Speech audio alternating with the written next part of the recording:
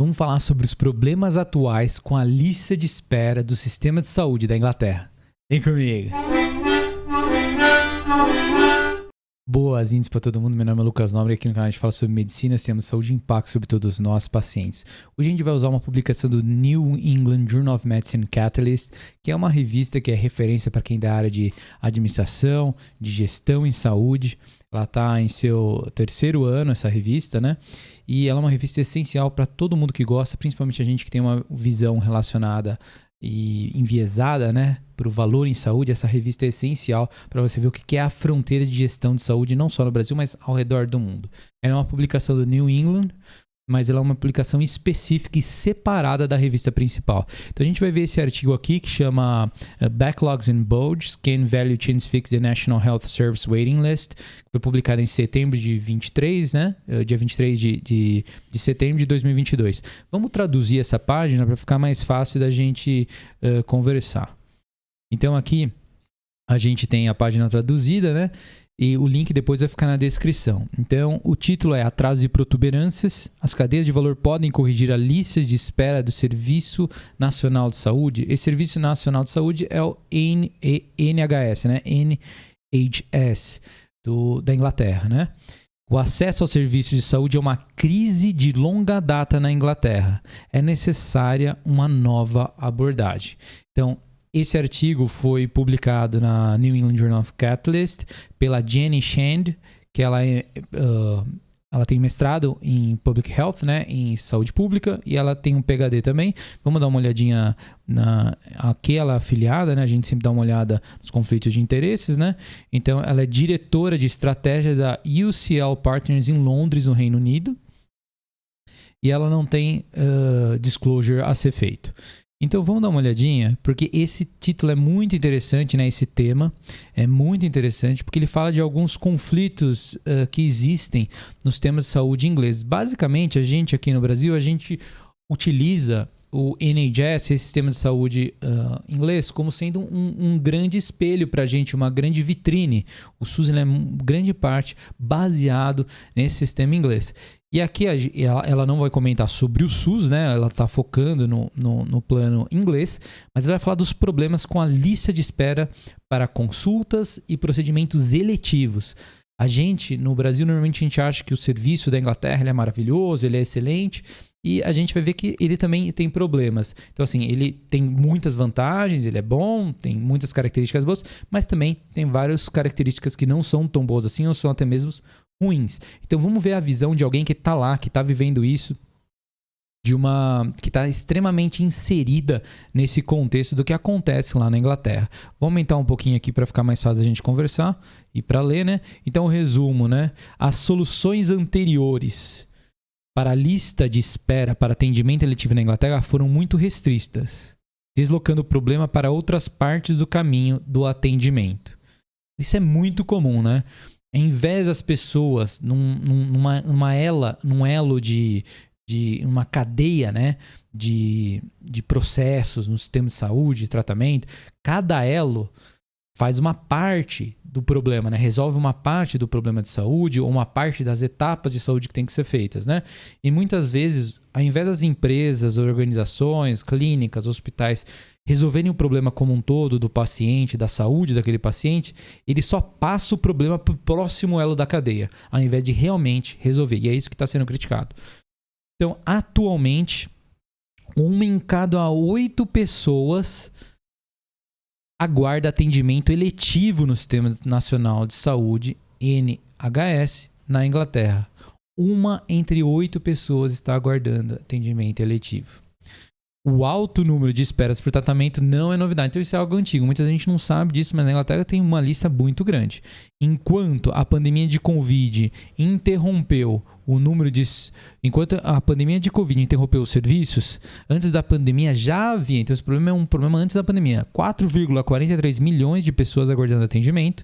Esse número aumentou constantemente para 6,61 milhões, então subiu mais do que 2,1 milhões de pessoas, né?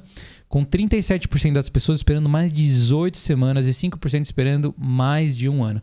Ou seja, esse problema não é um problema agora da Covid, ele é um problema que vem desde antes da pandemia de Covid, que muita gente não sabe. Ou seja, na Inglaterra, no Sistema Nacional de Saúde, existe sim uma lista de espera em que uma em cada 8 pessoas está na fila, aguardando consulta. Então existe esse desafio das pessoas acessarem o sistema de saúde lá também na Inglaterra. Então aqui o texto fala sobre as falhas das correções anteriores e vamos ler esse trecho aqui.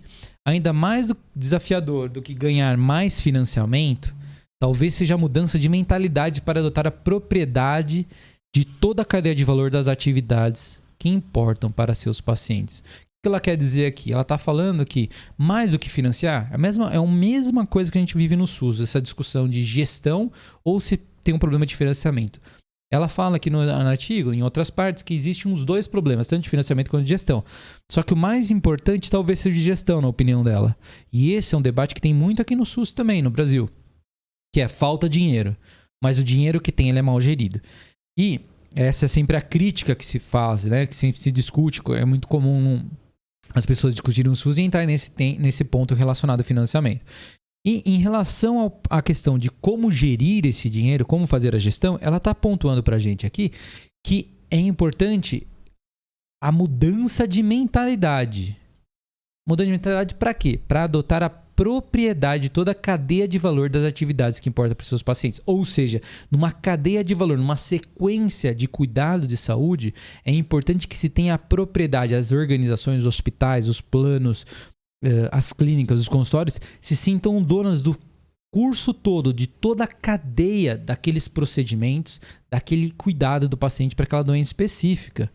Porque senão vai ficar naquela história de um elo da cadeia de saúde querendo passar o problema para o outro e falando que está resolvido. É aquela ideia que o paciente é jogado de um consultório para outro, de um hospital para outro e ninguém resolve o problema. Então isso que a gente tem que endereçar, isso que ela está falando aqui. A gente precisa endereçar esse problema de um jogar o problema para o outro, um jogar a responsabilidade para o outro. A gente tem que ter a propriedade, a gente tem que assumir a responsabilidade de a gente atuar de uma forma ter a propriedade de toda a cadeia e resolver realmente o problema do paciente. Se a gente for falar em cadeia de valor, o Michael Porter e o Robert Kaplan, eles fizeram uma publicação, né, que é a cadeia de valor e de entrega de valor em saúde. Vamos dar uma olhadinha nessa forma de entregar valor. Quando a gente fala em cadeia de valor, nós estamos falando disso daqui, então. Então o link também vai ficar na descrição para o artigo que tem essa figura. Mas aqui então é um case study, The Care Delivery Value Chain. Tá em inglês aqui, mas o objetivo não é a gente ler parte por parte, mas sim a gente ter uma noção do que é o processo dessa cadeia de valor da entrega de cuidado em saúde. Então aqui é um caso de Severe Knee Osteoarthritis Requiring Replacement. Então é um problema de osteoartrose de joelho severa que requer a colocação de uma prótese de joelho. Então o que a gente tem aqui da esquerda para a direita? A gente tem como se fosse uma sequência de etapas. Então se a gente olhar aqui mais na parte central, a gente vê que a gente tem qual que é o típico caminho de cuidado de um paciente. Então vai do monitoramento e da prevenção, passa pelo diagnóstico, depois pelo preparo, depois pela intervenção, depois pela convalescência, pela reabilitação e depois pelo monitoramento. Então, desde que a gente promove a saúde, monitora, previne, né? Então seria a parte de prevenção primária. Depois a gente tem a parte de prevenção secundária, diagnóstico, e depois a prevenção terciária e quaternária, reabilitação e monitoramento. Então, essa seria a cadeia de valor, a sequência de elos da etapa, né, de cuidado para qualquer doença. E aqui ele está dando exemplos sobre como funciona essa cadeia para a osteoartrose de joelho. Então, primeiro ponto aqui em cima, a gente tem na primeira linha, informando e engajando o paciente, o que é importante do paciente ser educado sobre, no caso de osteoartrose de joelho, medindo quais são as medidas importantes para a gente coletar relacionados à osteoartrose de joelho. Então, medidas de score, de amplitude de movimento, de se o paciente está ou não preparado para a cirurgia, se tem ou não infecção e assim por diante. Quais são as medidas de acesso? Onde o paciente, qual é a estrutura que o paciente precisa ter em que ocorrerá as atividades de cuidado, né? Então, será um hospital, uma clínica e assim por diante. Cada uma das etapas dessa cadeia de valor de saúde, de entrega de cuidado. E aqui na parte de baixo a gente tem a entrega do cuidado, né? O Care Delivery. Então, quais são as atividades que são performadas, que são executadas em cada etapa. E aqui, tudo que está nessa cor um pouco mais esverdeada, azulada, é o que compete ao ortopedista cirurgião.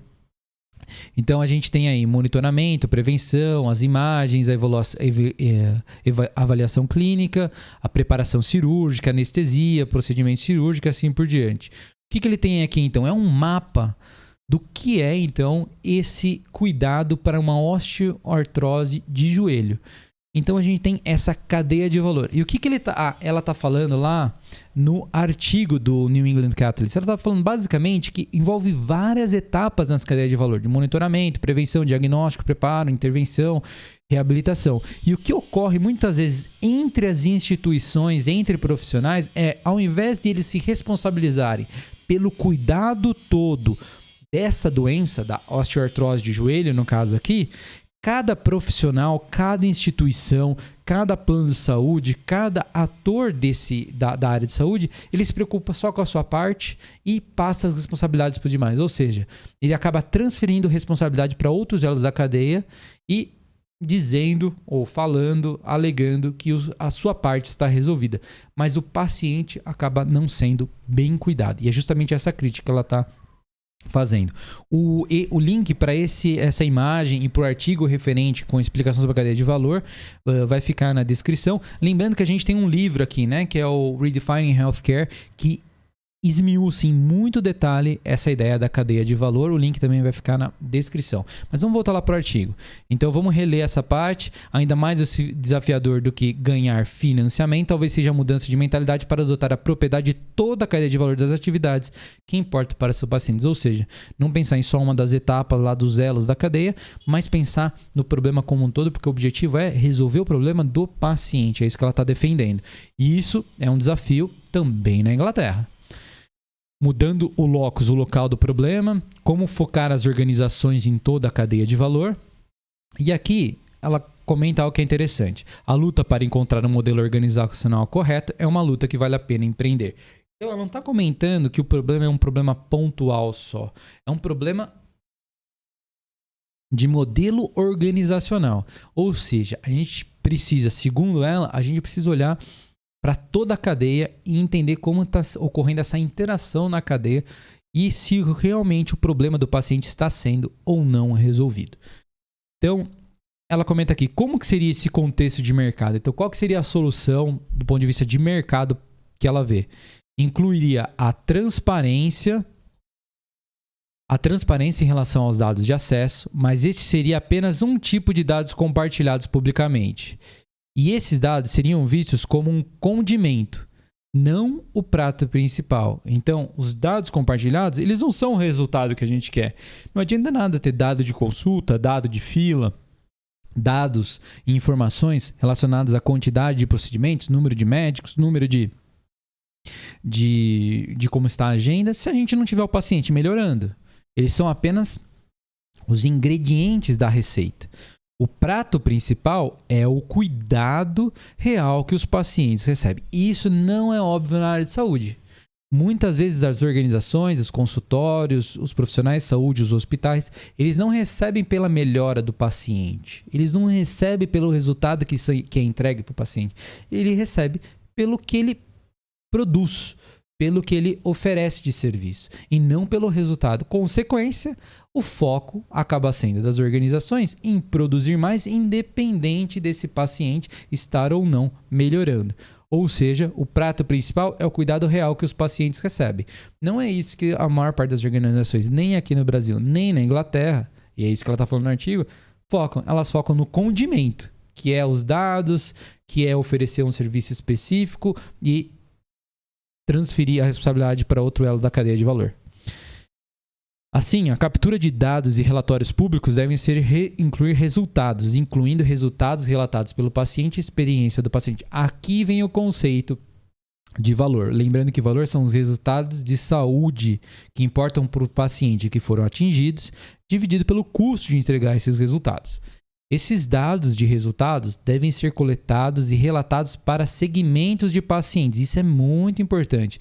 Não adianta ficar usando métrica de experiência do paciente, tipo o NPS, que fala só qual foi a experiência, testa uma fidelidade do paciente à organização. Lembrando que o NPS é uma métrica extremamente ruim, porque na pergunta lá do NPS, que é o Net Promoter Score, quando você vai num pronto-socorro, quando você vai numa consulta, isso vale para qualquer indústria, tá? O NPS está sendo usado na saúde, mas porque ele é usado em outros setores.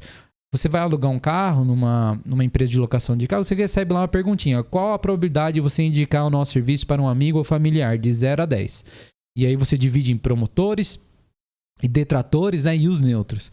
Mas esse estilo de pesquisa, de fidelidade à empresa, devemos lembrar que o NPS pergunta qual a probabilidade de você indicar o nosso serviço, o serviço da empresa. Então, ele não fala sobre o paciente, o resultado do NPS.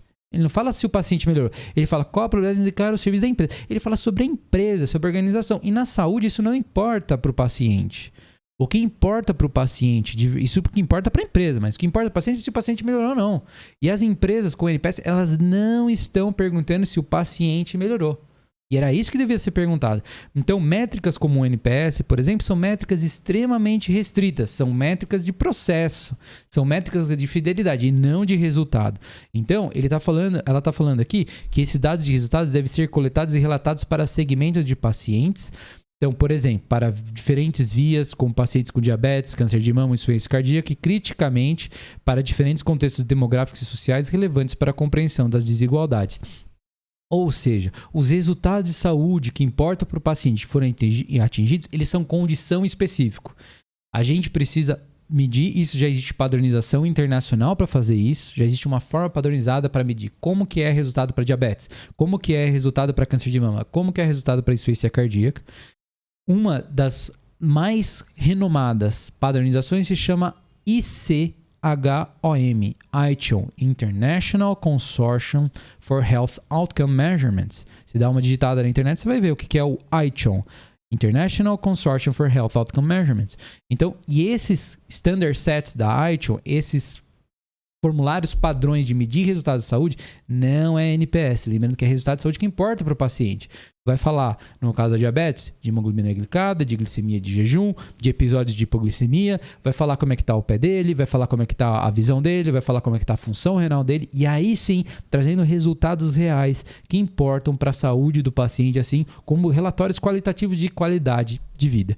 Então ela está falando que a gente precisa medir o prato principal, e o prato principal é o resultado de saúde que importa para o paciente, a melhora dele. Isso não tem sido feito na Inglaterra.